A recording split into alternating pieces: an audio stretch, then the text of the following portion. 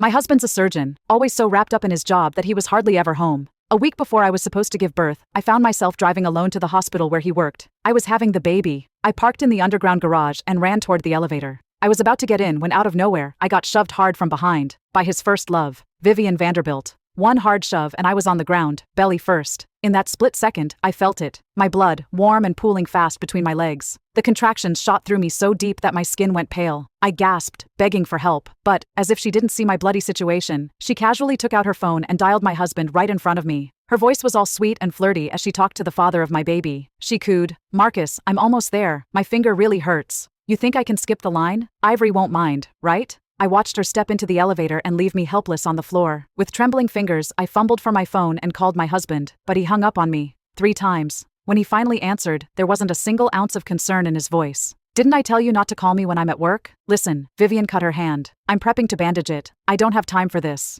Just like that, he ended the call before I could even say a word. I closed my eyes, feeling myself slipping. I don't know what would have happened if it wasn't for a doctor passing by. He saw me and rushed me to the ER. Right before the operation, the doctor told me I needed a family member to sign the pre-op form. I had no choice but to call my husband again, forcing myself to stay awake, to explain what happened. I barely managed to say I'd fallen, and I needed him to sign. But before I could even get to the point, he snapped. "For Pete's sake, Ivory, stop freaking out every time Vivian's name comes up. Our baby was fine earlier, and now that I helped Vivian, something suddenly happened to you again. Come on, don't use the baby to manipulate me. I've got real emergencies to deal with. Security cameras are literally everywhere in this hospital. What do you think Vivian and I are doing? Damn it, stop being paranoid. I'm working with nerves and blood vessels here. One wrong move could be fatal. If you're gonna argue with me about this, I don't need to explain myself anymore. Think what you want." The blood kept pooling under me, soaking the hospital bed. Time was running out, so the doctor beside me took the phone to explain, but Marcus had already hung up. I forced a bitter smile. "I'll sign it myself," I said. "I don't have any family." The nurses around me exchanged sympathetic glances. I signed over and over, with my hand shaking, and finally, they wheeled me into surgery.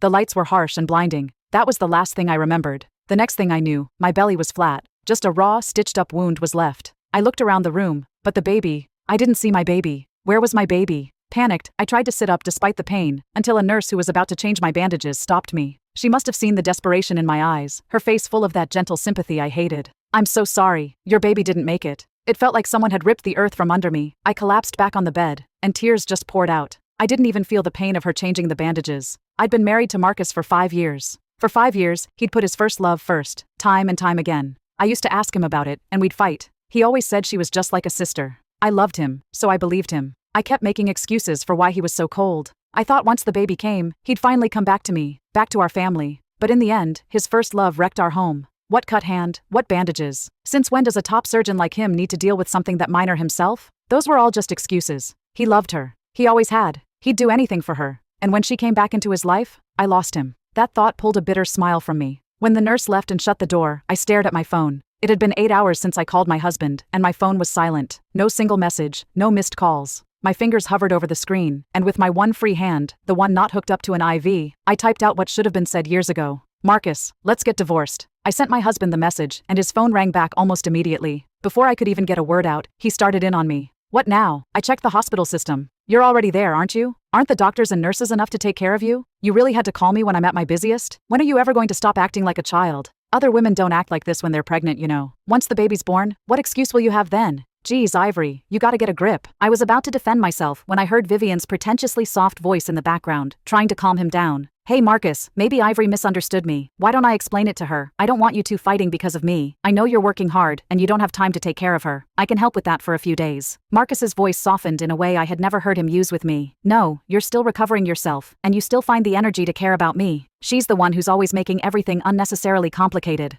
And just like that, he hung up again, without another word for me. My anger, my pain, both felt so small against his indifference. Since I got pregnant, I never asked him for anything. I knew how busy he was, so I handled it all, taking care of myself and managing the house. And yet, there he was, tearing me down in front of the woman who had killed our baby. A bitter taste rose in my throat, my breath trembling as I tried to hold back everything building inside. Numbly, I sent him another message. I wanted to explain that I wasn't just being difficult. I wanted to tell him that I had thought long and hard about leaving, about the divorce. But when I hit send, all that came back was a red exclamation mark. My husband had blocked me. My fingers hovered over the screen, while a bitter smile pulled at the corners of my lips. Later, when the nurse came to change my bandages, I casually asked about the security cameras near the elevator in the parking lot. It turned out, they'd been broken for 2 days, still not fixed. No wonder Vivian, that bitch, had the guts to act innocently in front of my baby's father. I lay there, staring at the ceiling, my teeth clenched to stop the pain from the blood-soaked bandage pulling at the cut across my stomach. After half an agonizing hour, the nurse finally left. And that's when I heard my husband's voice outside the door. If you want to go see her, go ahead. I can't stand the sight of her. Every time I see her, she starts something. I'll just wait here. Then, the door creaked open, and the woman who killed my baby stepped inside.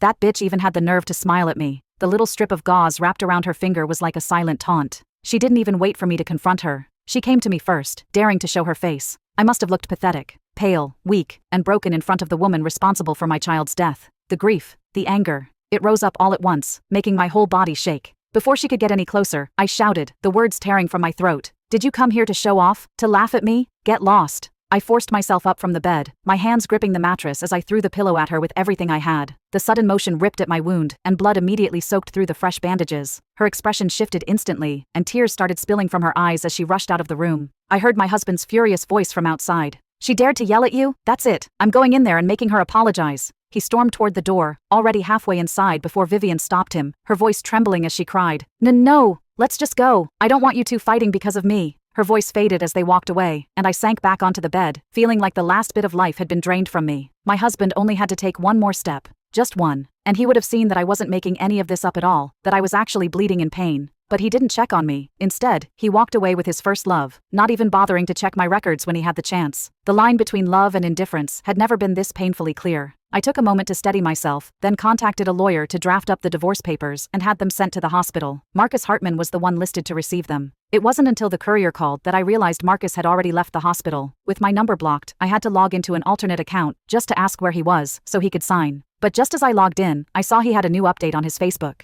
It was a photo of two people clinking beer bottles in front of the beach. The bandage on one delicate hand hadn't even been removed yet, and it stung my eyes just to look at it. Meanwhile, Marcus, well, he never wore his wedding ring. The carefree happiness in the image radiated from the screen. It was evident in the caption. I can't count the times I've been thankful, turning around to find you still by my side. He said those exact words to me once. I remember that night so vividly, when Vivian left Marcus to go abroad. I found him drunk, passed out on a street corner. I took him home and stayed up all night, taking care of him, washing him up and changing his clothes. He looked at me with those blurry, drunken eyes and said, I'm so glad you're here. That's how we ended up together. But that felt like a lifetime ago. Things are different now. Now I'm the burden that stands in the way of his true love. I opened our chat box, typing out a simple message. The divorce papers were sent to the hospital. You weren't there, so I had your colleague sign for them. Make sure you sign them when you get back. No sooner had I sent it than he replied with a voice message. I hesitated, but played it anyway. His voice was harsh, filled with irritation. I've already taken time off work, and I still can't avoid you? Just because I didn't take you for your delivery prep?